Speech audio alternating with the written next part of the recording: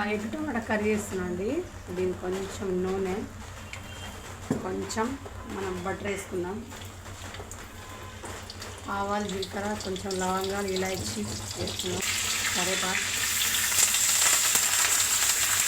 సన్నగా కడుక్కున్న ఉల్లిపాయలు, సరిపోయినంత ఉప్పు, 2 చెంచాలు, కొంచెం పసుపు,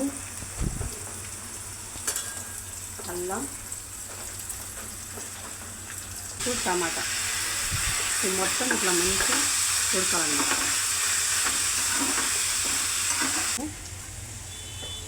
ధనియాల పొడి, గరం మసాలా వేసుకుందాం. కారం, నేను 4 గుడ్లు పగలగొట్టుకున్నాను అన్నమాట.